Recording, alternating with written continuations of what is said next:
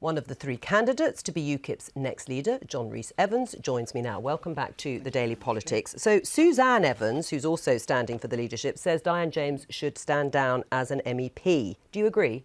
Well, yes. I would firstly say that on a personal level, I've got a lot of sympathy for Diane James because I can see what she's come up against, because I'm up against the very same thing. And what is that? Which is essentially a clique within Europe, it's very similar to Europe, a clique within UKIP that simply doesn't want reform. People who want to hold on to their jobs, people who have worked very hard ingratiating themselves with the high-ups who now don't want to relinquish that control. And who are they? OK, I mean, the easiest way to determine who they are is just to look at my Twitter feed and look at all the people who are attacking me. They're the same people who attacked Stephen Wolfe, the same people who attacked Nathan, the same people who have attacked Diane. And are they the executive? Are they the ruling executive that run the party? Essentially, there are apparatchiks plus certain MEPs. Right. So, but do you think she should stand down as an MEP, Diane James, even if you have sympathy for her? In spite of my sympathy, the fact is she was elected on the basis of representing UKIP, so unfortunately her position is untenable if she's unable to remain with us.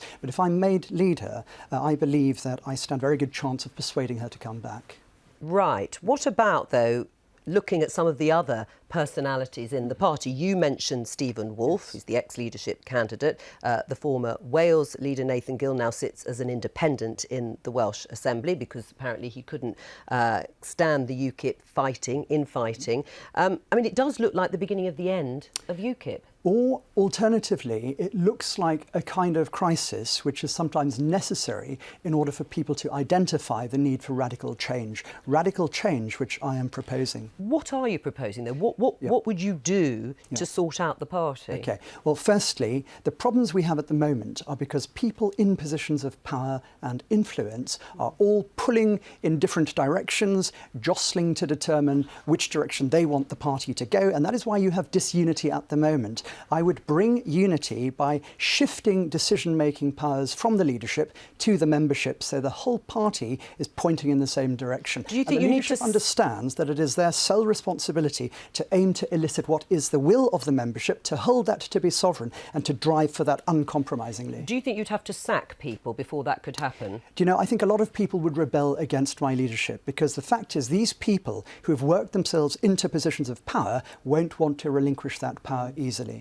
So you'd have to sack them? Well, yeah, if they don't cooperate with the will of the membership, there's no room for them in the party. It's a democracy. What's your message to other MEPs who might be thinking of leaving? OK, they need to think very carefully about whether they truly believe in the concept of democracy or whether they simply want to feign their commitment to democracy to attain a position of power from which they may exploit their opportunity for influence to determine the future direction of the party on the basis of their own personal agenda. Right. I mean, despite what John Rees Evans says he would do this if he became leader, currently there are four, I think, UKIP MEPs who are now former UKIP MEPs because they sit as independents in the European Parliament. If we take Stephen Wolfe, for example, he was alleged to have had talks with the Tories. Would you like to see them join the Tory party?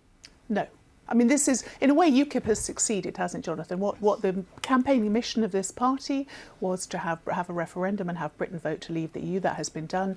I think we're seeing the terminal spasms of a political movement now, which is only going to get uglier, actually. Do you think it's the end of the party? I do. And I actually think Nigel Farage, rather than sipping cocktails in the Trump Tower, perhaps should be back working with the party for whom he did so much to try and sort it out if he believes in it. So I think it's a terrible shame for people who have voted for UKIP. But in a way, they've succeeded in their core mission. Apart from that, I've seen nothing that UKIP has ever contributed to the national political debate. And I think perhaps Jonathan should think about, perhaps joining another party. Well, thank you very much for that, Claire. But the fact is, all you've seen is phase one nearing its completion. Phase two is going to get much more exciting, and that is the revolution in British politics. You're going to see a direct democracy movement, if I am elected leader, that is going to hemorrhage support from parties like yours and for Labour. But another referendum. We're not talking about a referendum. Okay. We're talking about internal direct democracy within a political party in Britain. We're talking about giving the ordinary members a voice. Well, we elect our leaders in a very, if I might say, fairly orderly way, yes, and then we give it out to our. And Are you frightened of this sort of thing? Are you frightened by the idea of the direct democracy?